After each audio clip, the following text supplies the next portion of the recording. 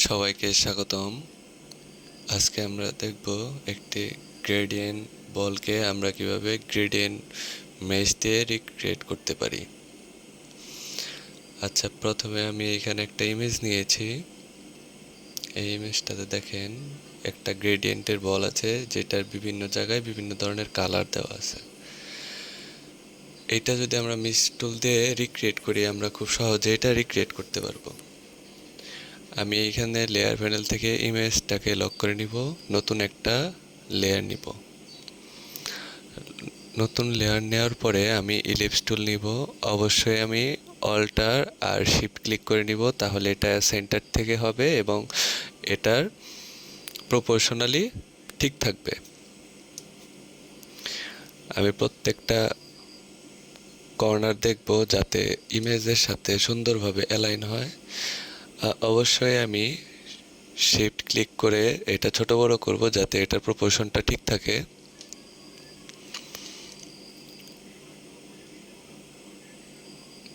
আর একটা পাশ বাকি আছে,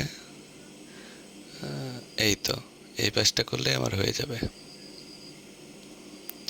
হ্যাঁ, এবার আমার সুন্দরভাবে এটা হয়ে গেছে। এটাকে এখন আমার অবজেক্ট থেকে ক্রিয়েট গ্রেডিয়েন্ট মেশ করতে হবে। এখানে আমি 4x4 রাখছি। আমি চাইলে আরও বেশি রাখতে পারতাম, আমি 4x4 রাখি। আর দেখি আমরা কিভাবে কাস্টম পয়েন্ট বা মেশের লাইনগুলো নিতে পারি। এটা নেওয়ার জন্য অবশ্যই আমার লাইনগুলো অ্যাড করার জন্য অবশ্যই আমার গ্রেডিয়েন্ট টুলটি নিতে হবে এবং এই লাইনের উপরে আসার পরে আমি একটা করে ক্লিক করব। যখন আমার এই যে কার্সরে প্লাস আইকনটা আসবে তখন আমি ক্লিক করতেছি। আমি এই পাশেও 4টা লাইন অ্যাড করে দেই। এই তো হয়ে গেছে। এখন আমার মেশ নেওয়া কমপ্লিট হয়ে গেছে।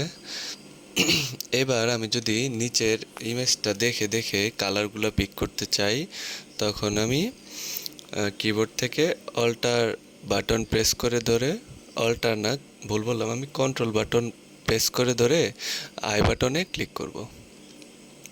এখন দেখেন এটা আউটলাইন মোডে চলে আসছে। এই নোটগুলোকে আমার ডিরেক্ট সিলেকশন টুল দিয়ে সিলেক্ট করতে হয় এবং নিচের থেকে কালারগুলো পিক করতে হয়। তো প্রথমে আমি ডিরেক্ট সিলেকশন টুল নিব, এ বাটন প্রেস করে, এবং আই বাটন যখন প্রেস করব তখন আমি কালার পিক করার জন্য আইড্রপার টুলটি নিতে পারি। এটা এরকম বারবার 2টা বাটন ক্লিক করা লাগে, এটা আমি সহজে করতে পারি। ডিরেক্ট সিলেকশন টুল নিলাম, আই একটা নোট সিলেক্ট করলাম, আইড্রপার দিয়ে কালারটা নিলাম। এখন যদি আমি কন্ট্রোল বাটনটা প্রেস করে ধরে রাখি, আমার কার্সরটা ডিরেক্ট সিলেকশন টুলে চলে আসে। আর যখন আমি এটা কন্ট্রোল বাটনটা ছেড়ে দিব তখন এটা পুনরায় আইড্রপার বাটনে ফিরে আসে। অল্টার বাটন প্রেস করে ধরে রাখবো এবং কালার নেওয়ার জন্য ছেড়ে দিব, আইড্রপারে চলে আসবে। এখানে আমি অল্প কয়েকটা করে দেখাচ্ছি, সম্পূর্ণটা করব না, তাহলে অনেক লম্বা হবে ভিডিওটা।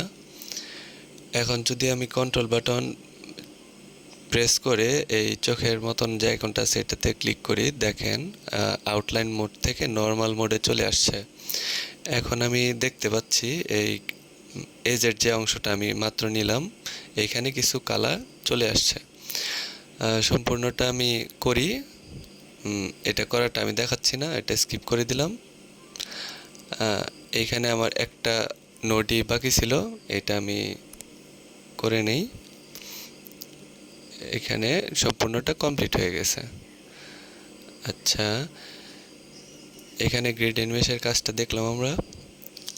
আবির ভাই এই কাজটা তার ইউটিউব চ্যানেলে আরও সুন্দরভাবে দেখায়, আপনারা চাইলে ফলো করতে পারেন।